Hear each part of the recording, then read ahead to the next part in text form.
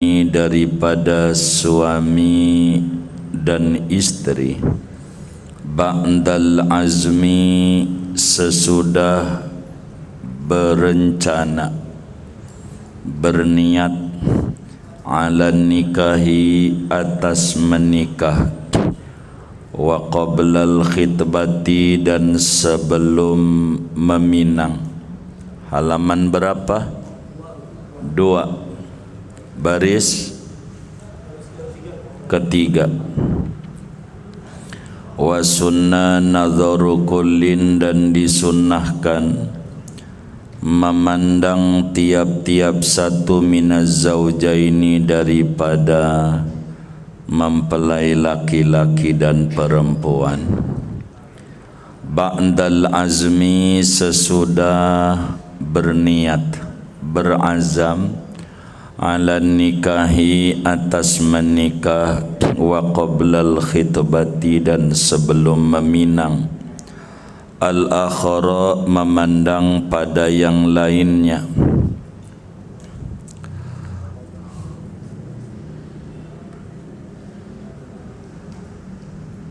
Ghaira auratin selain aurat, muqarraratin yang diuraikan, fi suruti salati pada bab syarat-syarat salat.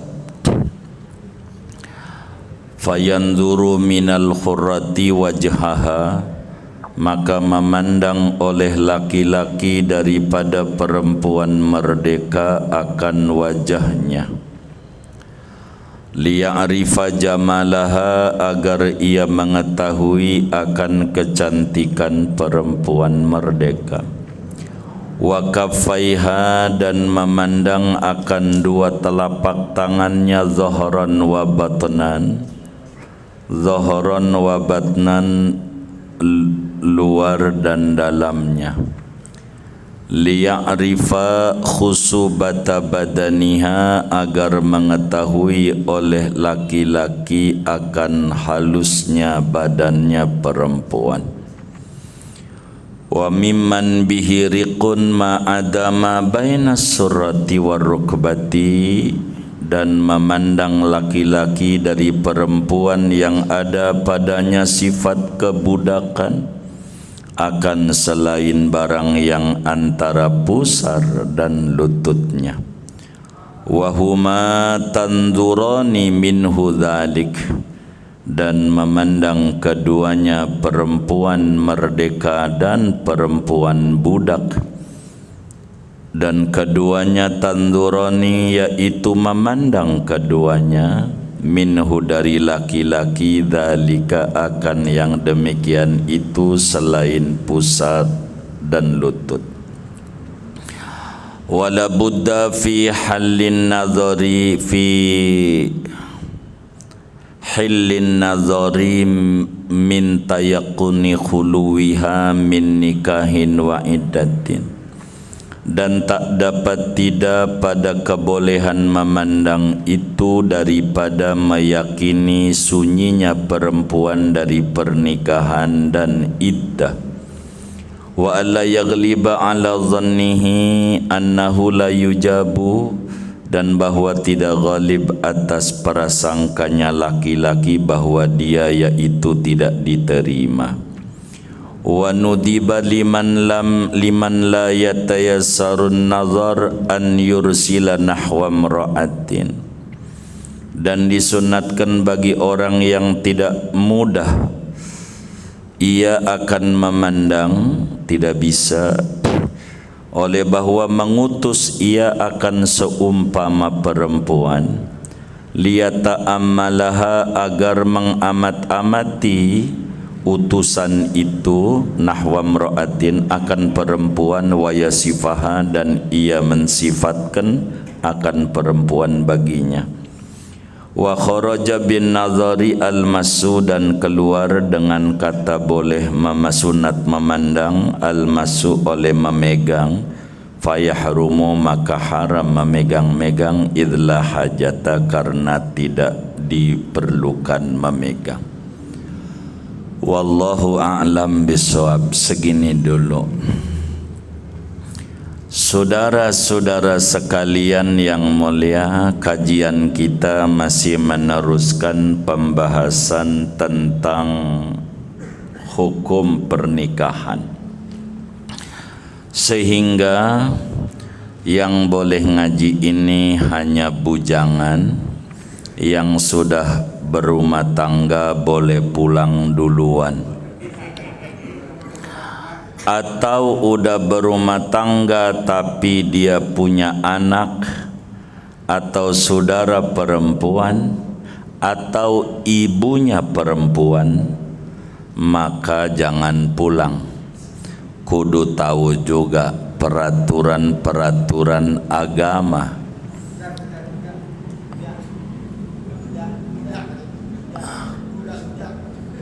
Apanya nih? Kenapa? Jadi kalaupun kita sudah berumah tangga, penting ngaji ini untuk kita mengetahui aturan Islam dalam pernikahan. Saudara, dalam pernikahan itu ada pendahuluan-pendahuluannya yang perlu diketahui oleh kita. Sebab kebahagiaan rumah tangga, bagusnya anak baik perilaku maupun bentuk tubuhnya, serta langgengnya kehidupan rumah tangga, maka butuh kepada memilih pasangan, baik laki maupun perempuan, dengan aturan yang diatur oleh agama. Karena itu dalam kehidupan rumah tangga ada beberapa tahap yang harus dia ketahui, yang diatur oleh Islam. Setidak-tidaknya ada 3 aturan yang dia kudu tahu kalau dia mau berumah tangga. Yang pertama, dia harus meneliti ciri-ciri pasangan yang disuruh dan dianjurkan oleh agama. Baik kalau orang laki calon istri yang bagaimana yang harus dicari, kalau perempuan calon suami yang bagaimana yang kudu dia cari dan pilih. Apakah yang ngaji ini layak dipilih menjadi suami dalam kacamata Islam bagi perempuan, ataukah sebetulnya ini orang kagak laku, yang kagak layak untuk dipilih? Itu begitu. Untung aja wadonnya kagak ngaji, jadi kepilih begitu.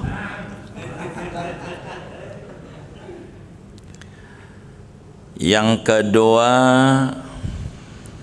kudu melihat perempuan yang akan dinikahinya. Dilihat dulu supaya jangan beli kucing dalam karung. Yang ketiga adalah meminang sesudah melihat. 3 tahap ini yang diperlukan di dalam menikah, yaitu ciri-ciri pasangan yang disuruh oleh agama. Kedua, memandang dulu kepada pasangan yang bakal jadi suami atau istri. ketiga meminang.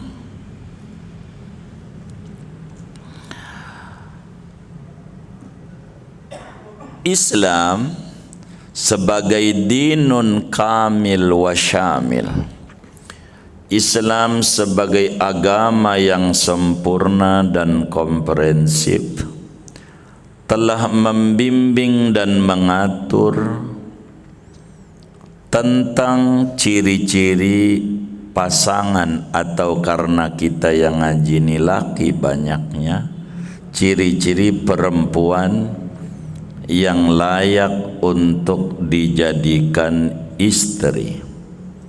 Ini kita kudu paham dulu yang diatur oleh agama kita, yakni agama Islam.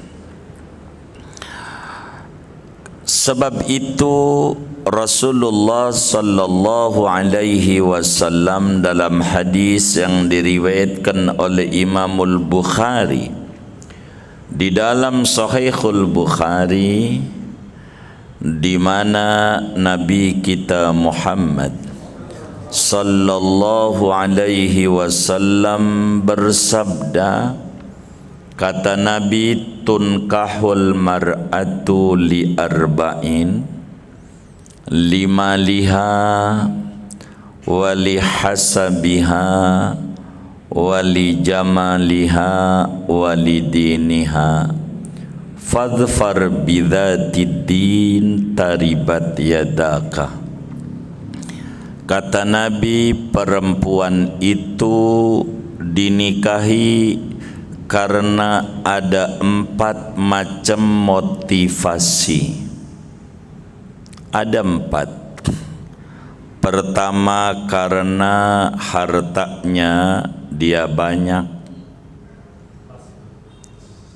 Disebut kalau mau nikah, lihat dulu perempuan itu latar belakangnya, lebar apa kagak latar belakangnya.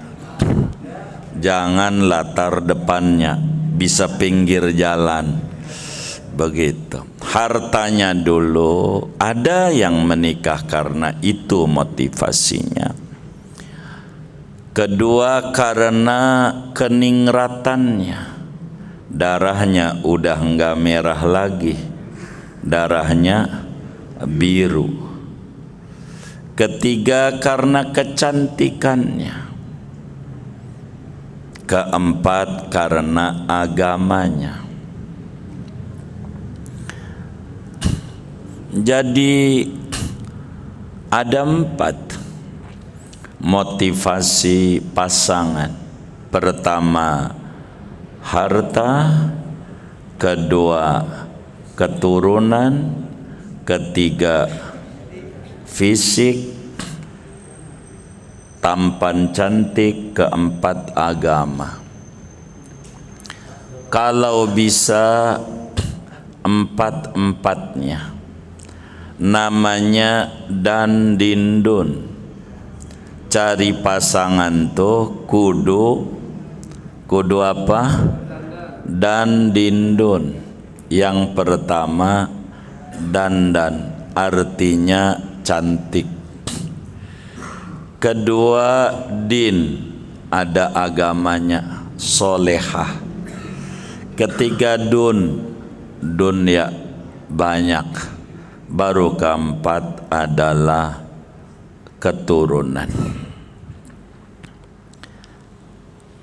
Orang kampung menyebutnya bibit, bebet, bobot, begitu. 4 kalau bisa. Jadi kalau menikah dengan perempuan tuh kata agama enggak usah muluk-muluk. Kalau menikah tuh enggak usah muluk-muluk, asal wadon tuh cantik, kaya, soleha, darah biru, cukup. Apanya? Iya, enggak usah muluk-muluk gitu. Iya, gitu. Udah 4 aja. Kalau begitu tuh, kalau empat ini enggak ada, yang ada cuman satu doang, maka kata Nabi, fadfar bidzatiddin, pilihlah agama, nanti akan senang hidupnya. Kalau pilihannya agama, akhlaknya, perilakunya. Itu begitu. Sehingga kalau mau menikah, langkah pertama pilih pasangan hidup yang diatur oleh agama, yaitu satu, agama yang benar, akhlak yang baik. Seorang suami kalau milih perempuan, pilihlah perempuan yang agamanya bagus, akhlaknya baik, sehingga dikasih duit dikit, alhamdulillah, banyak, alhamdulillah. Itulah perempuan yang baik. Laki enggak diomelin karena nyari duit itu pegel dan belum tentu dapat. Maka ketika enggak dapat, yes bang, namanya juga dalam Islam kewajibannya usaha. Bukan dapat, moga besok dapat. Enggak usah abang frustasi, enggak usah bingung, enggak apa-apa. Tuh yang kayak begitu tuh kalau dapat perempuan, istrinya bapak kayak begitu enggak?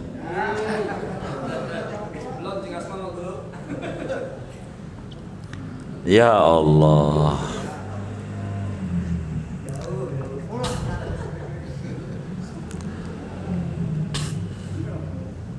Jadi yang pertama yang harus dilirik adalah agama. Karena itu orang tua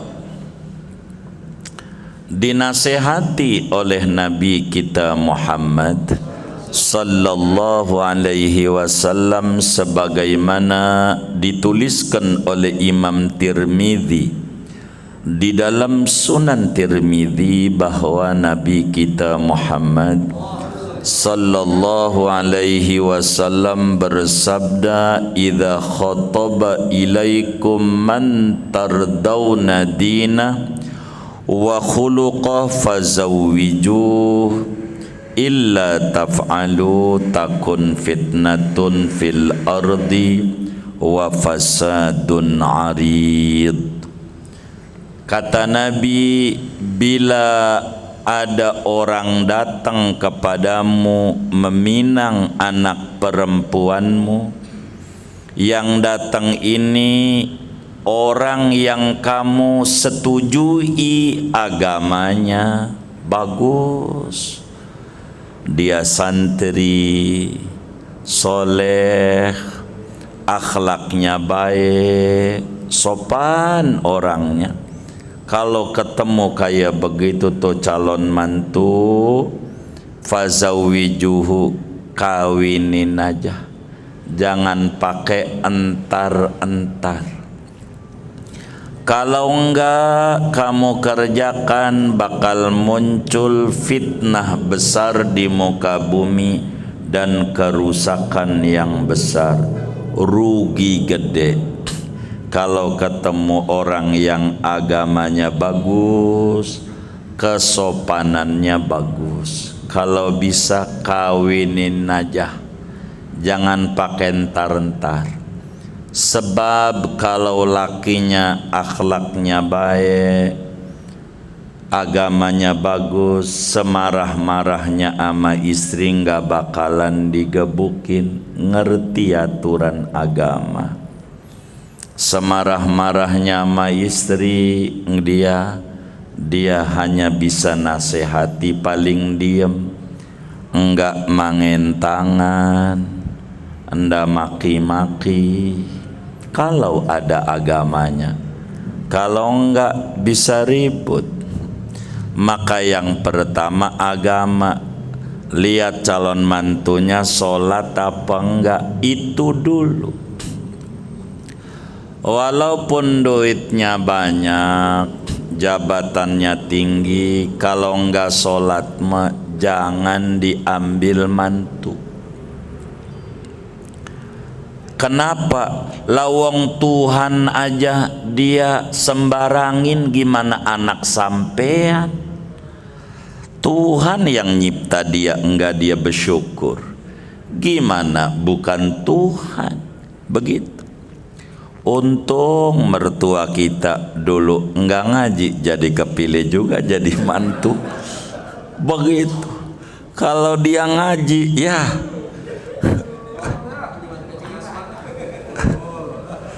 begitu, bisa kagak laku. Karena agama nyuruh cari mantu tuh yang agamanya bagus, soleh, dia santri, dia akhlaknya baik. Karena ini dasar begitu. Jadi perempuan itu kalau cantik nilainya 10. Kalau cantik nilainya 10 dalam agama. Dinilai oleh agama kalau cantik nilainya 10. Udah cantik darah biru tambah 01 nilainya 100. Cantik ningrat 100. Udah cantik ningrat lalu hartanya banyak, nambah lagi 01 nilainya 1000. Nilainya 1000 nilainya. Itu perempuan di mata agama.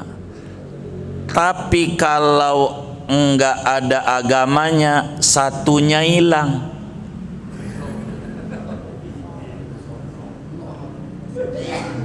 Kalau enggak ada agamanya, satunya hilang. Berapa nilainya? 0. Maka agama ini nilai besar dalam menikah. Harta bisa dicari.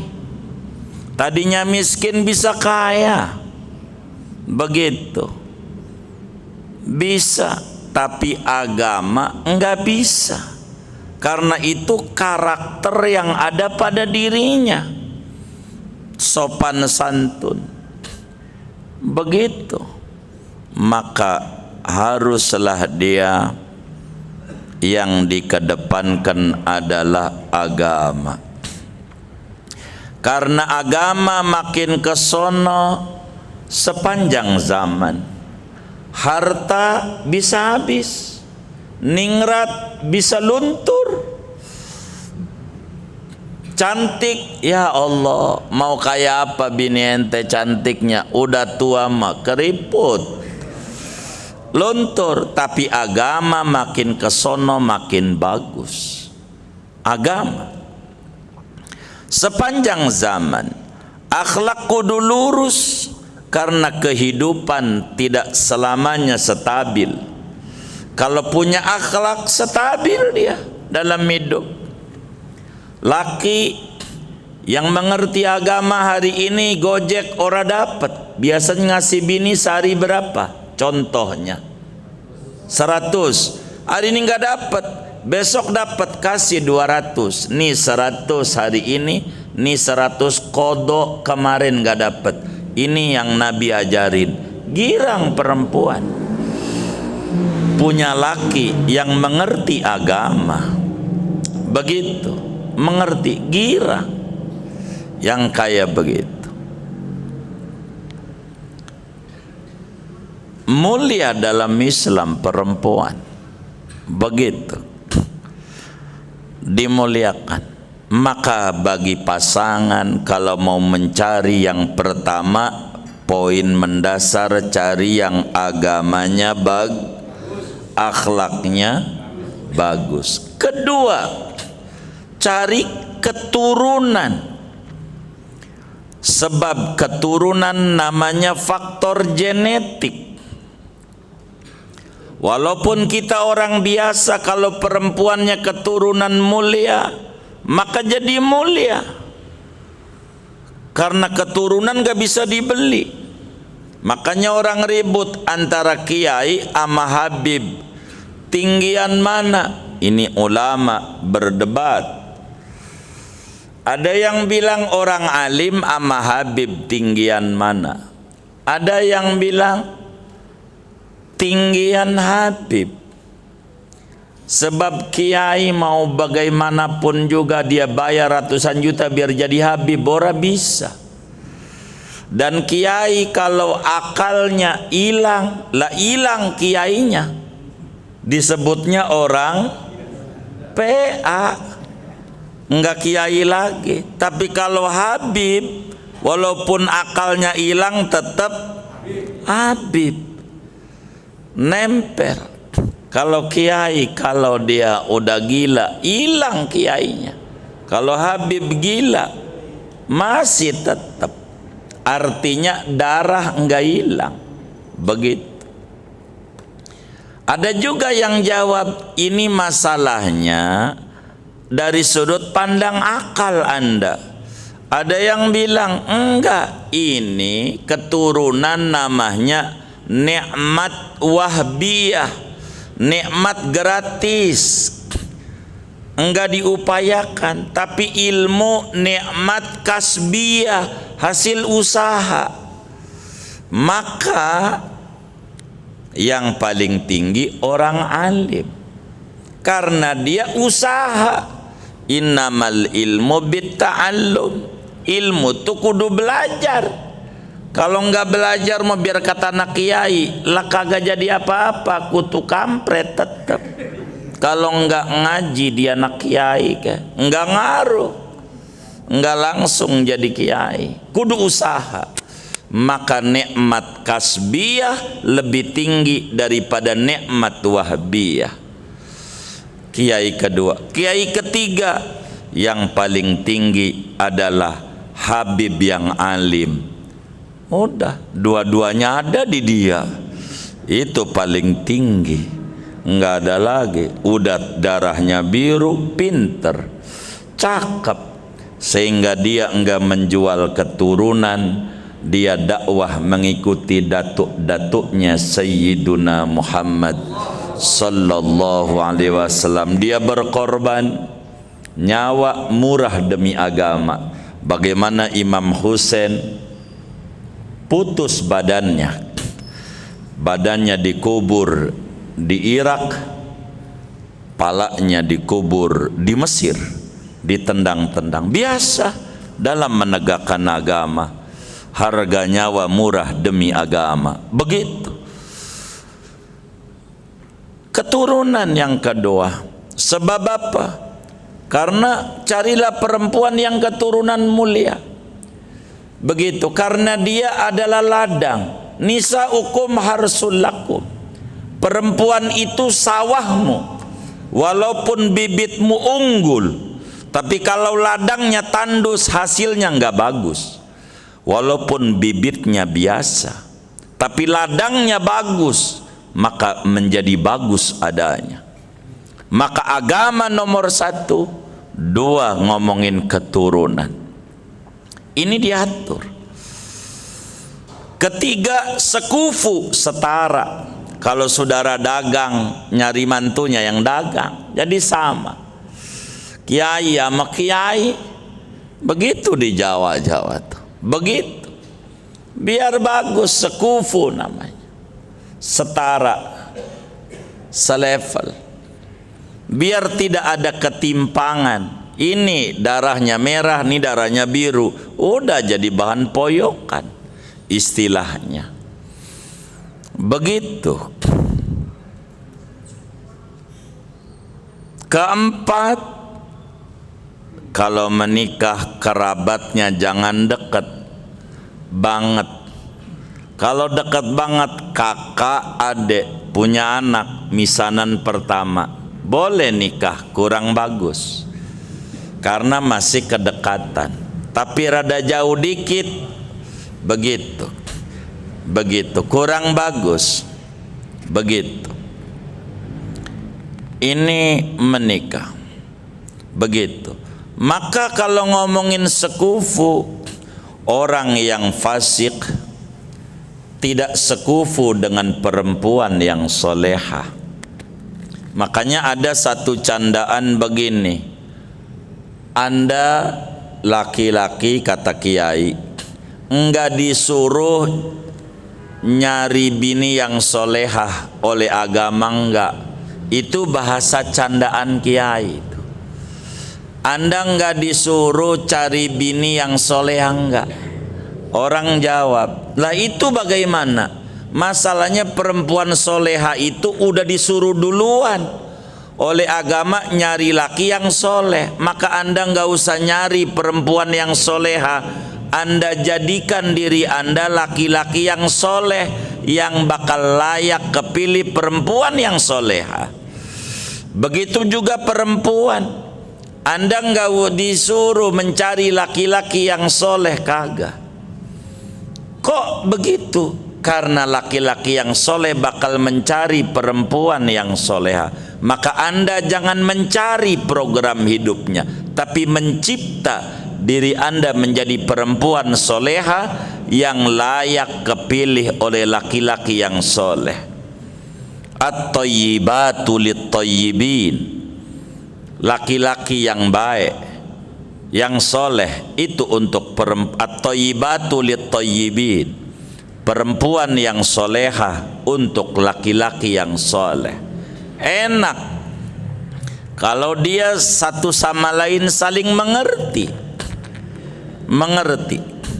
Kalau perempuan tidak soleha, masya Allah, laki boro diperlakukan kayak manusia. Kayak manusia aja mending, apatah lagi kalau manusia muslim. Jadi saudara, ada orang punya apa ya, kucing tuh dikasih makan.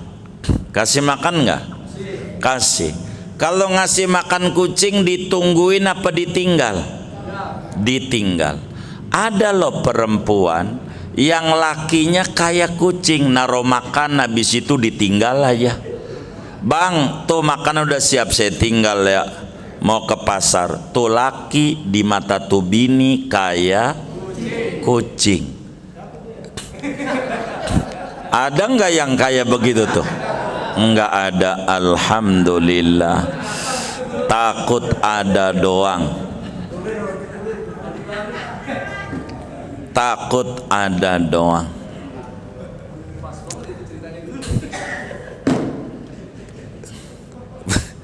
Begitu. Masa dia punya laki diposisikan kayak kucing, naruh makanan habis itu ditinggal aja. Karena perempuan nggak ngerti agama. Begitu. Kalau ngerti agama ditungguin. Enggak disuruh oleh agama tuh perempuan bisa masak, enggak. Sebab kalau laki-laki disuruh nikah dengan perempuan yang bisa masak, maka agama bakal menyuruh lu nikah sama pegawai warteg. Pegawai apa? Yang bisa masak. Enggak. Suruhnya nemenin laki. Makan tuh paling nikmat berjamaah. Rahmat Allah tuh kalau berjamaah tuh enak. Kalau makan tuh yang enak karena bareng-bareng. Yang tadinya tidak selera juga jadi selera. Tuh makan sendiri. Bang tuh udah ya, nasi udah gak siapin muanya, gua mau ngaji. Tapi inget nih, nanti kalau mendung jemuran ya.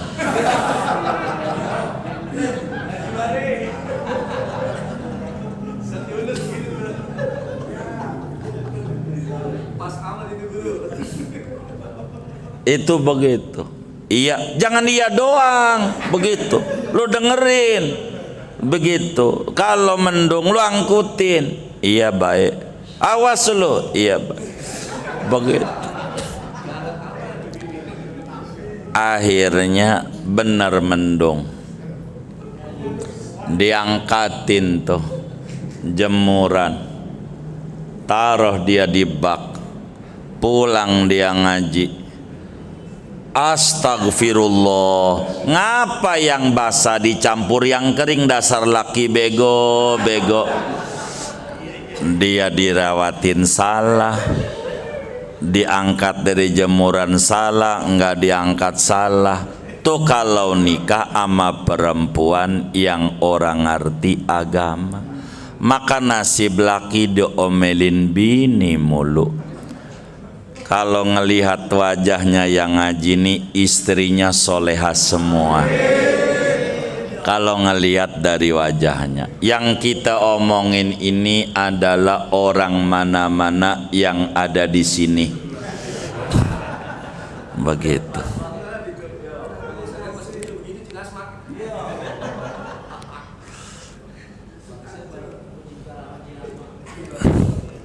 Tuh begitu.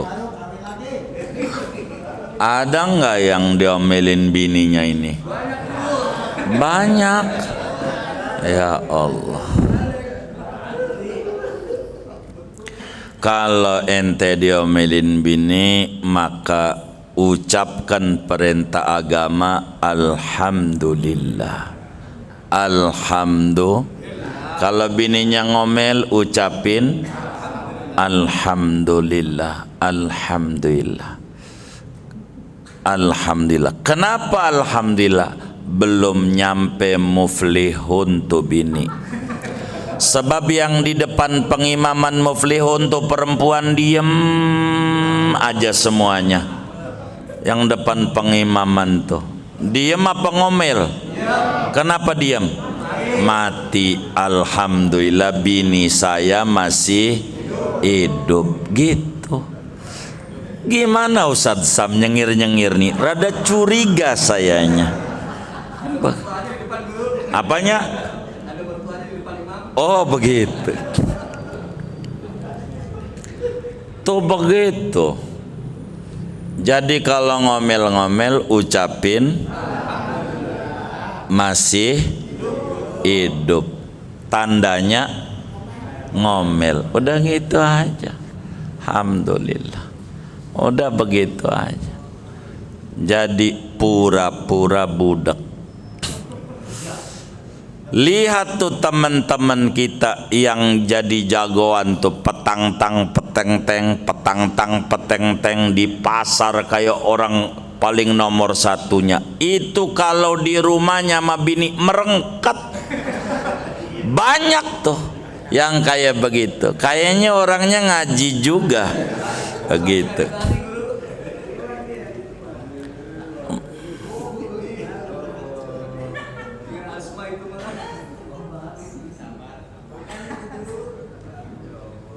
Itu kayak jagoan, tapi ama bini, iya mak, iya ada tuh, kayak begitu tuh, begitu.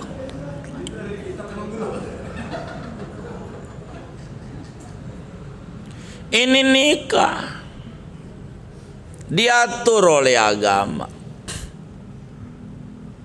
Mana lagi kalau bisa gadis, kalau nikah jangan janda. Kenapa? Kalau gadis tuh ndak punya pengalaman. Kalau janda tuh sudah ada pengalaman.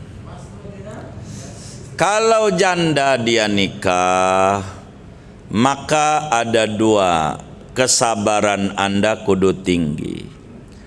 Bila Anda duitnya lebih banyak dibanding lakinya yang sebelumnya, mungkin poin ini yang dilihat. Tapi kalau Anda lemah di kasur, Anda bakal menjadi perpecahan. Boleh duitnya banyak, tapi ya Allah kayak terong. Begitu. Kata dia, ribut lagi. Atau saudara barangkali laki sebelumnya dia bagus, dalam kehidupan rumah tangganya, tapi duit enggak ada. Anda berkata bukan ini doang, makan juga, jadi ribut. Tapi kalau gadis enggak punya perbandingan, dulu barangkali kekasihnya, belum tentu kalau jadi laki. Maka carilah kalau bisa gadis. Sayyidina Jabir bin Abdullah radhiyallahu anhuma waktu menikah, dia enggak bilang sama Nabi dia nikah. Lalu dia nikah, lapor udah nikah sama Nabi. Nabi doain, saya udah nikah. Udah nikah Jabir, kenapa enggak bilang? Kata Nabi, kalau bilang kan saya datang. Gadis apa janda Jabir? Janda Nabi. Kata Nabi, halla bikran tula'ibuha. Kenapa enggak gadis? Begitu. Kenapa enggak gadis Jabir? Lalu Jabir menjawab, Nabi begini, ibuku kan udah wafat, abah saya kan udah wafat juga waktu perang Uhud. Saya kan adiknya perempuan banyak kecil-kecil. Saya butuh orang yang mengganti posisi ibu. Kalau gadis ndak bisa ngurus anak.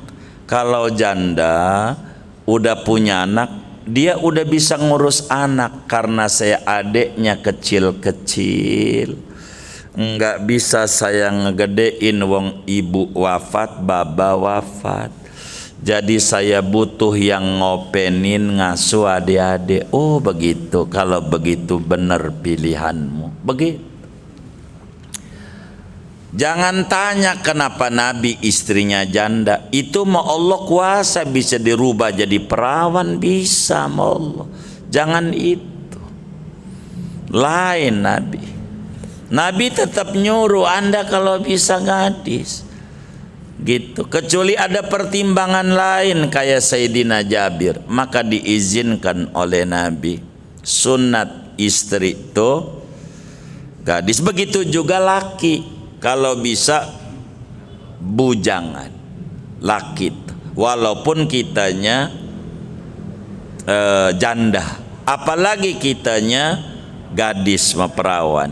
Kalau bisa bujangan. Kenapa? Belum punya perbandingan. Begitu. Kalau udah berumah tangga dia perbandingan. Kalau lagi ribut dikit, enggak kayak bini saya dulu. Kelihatan kebaikan yang dulu dicela. Begitu. Begitu.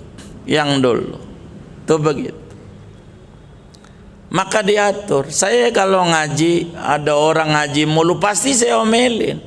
Ngapain ngaji mulu? Kerja.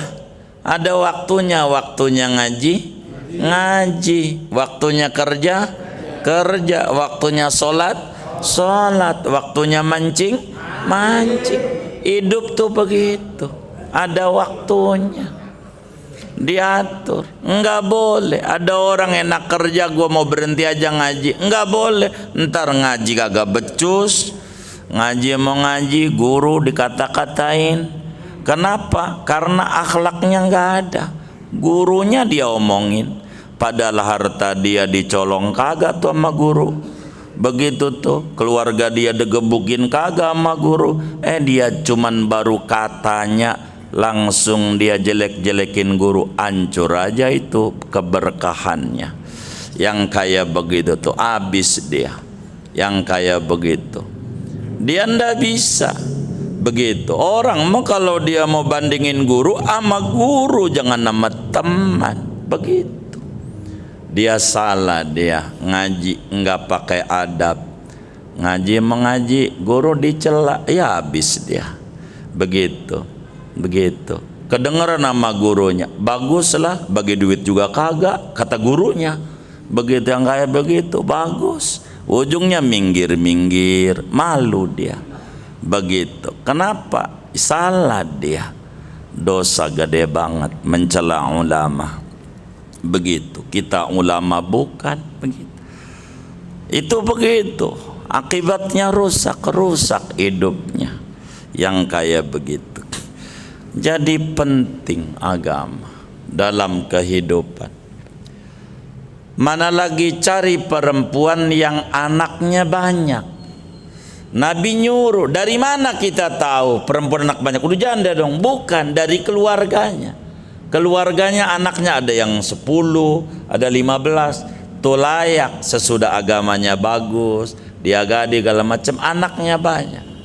Itu Nabi suruh, kata Nabi, tazawwajul waludal wadud fa inni mukasirun bikumul umama yaumal qiyamah. Nikahlah perempuan yang beranak banyak, yang cinta kasih. Dari mana kita tahu beranak banyak tuh wadon? Dari kerabatnya, kakaknya, emaknya, famili emaknya, anaknya banyak-banyak. Sebab aku pak banyak-banyak umat nanti di hari kiamat dengan kalian. Tapi bukan banyak doang, benar-benar. Maka agama menjadi dasar. Ada orang tua nggak mau mondokin anak, itu orang tua paling jahatnya orang tua. Sayang anak bukan, sayang dirinya. Kalau dia sayang anak, korbanin harta untuk agama anak. Itu namanya investasi akhirat. Kalau anak dimodalin harta, habis tuh banda banyak amanah ketika dia mati. Kalau anak dimodalin agama, yang tadinya orang tuanya nggak punya harta, nggak haji, udah mati dibadalin, korbanin, anaknya ada agamanya. Ini ciri pertama. Tahap pertama, cari pasangan yang kriterianya diatur oleh agama. Yang kedua, kalau udah mau nikah, wasunnah. Ini materi kita, tapi udah isa, belum kebaca. Gimana Ustaz Yakub? Belum. Yang kedua, sunnat. Mandang-mandang perempuan yang mau dinikahi dengan aturan-aturan yang ada. Diatur oleh Islam. Kalau kita udah mau nikah, udah pengen menikah, dari mana? Harta ada, umur udah cukup, silakan. Kalau beda umur bagaimana menikah? Enggak diatur. Yang diatur beda kelamin. Beda apa? Iya. Terserah aja ente. Mau nikah, Nabi umur 25, Siti Khadijah umur 40, enggak apa-apa. Yang penting ada aturan agama. Siti Khadijah perempuan paling mulianya perempuan. Agamanya bagus, 2 cantik, 3 ningrat, 4 kaya raya, lengkap semuanya pada Siti Khadijah. Maka hartanya, kenapa bang nggak ngaji, bensin nggak ada? Nih tuh begitu. Kalau perempuan akhlaknya baik mah, kalau nggak ada mah aduh habis dah, ente dikata-katain begitu. Maka ini penting. Maka yang kedua, disuruh memandang-mandang. Maka dalam Fathul Mu'ini, wasunna nadharu kullin. Kedua, sunat kalau sudah niat mau nikah, sebelum meminang, sunat memandang perempuan dengan aturan-aturan yang ada. Tapi nggak kebaca sama kita. Kalau dibaca masih panjang, kayaknya sudah segini aja. Besok lagi dah. Wasunna nadharu kullin. Belum ke situ saudaraku, belum memandang. Apa diloncat aja? Jangan. Hah? Jangan. Baik, nanti kita ngomong wasunna nadharu kullin. Karena ini namanya muqaddimatun nikah, tahapan-tahapan mau nikah. Pertama, kriteria pasangan yang diatur oleh agama. kedua memandang perempuan yang mau kita pinang, ketiga meminang, baru udah 3 tahap menikah. Segini aja ngaji kita. Ada yang ditanya mungkin dari materi ini atau di luarnya, sebelum doa dipersilahkan. Wallahu a'lam.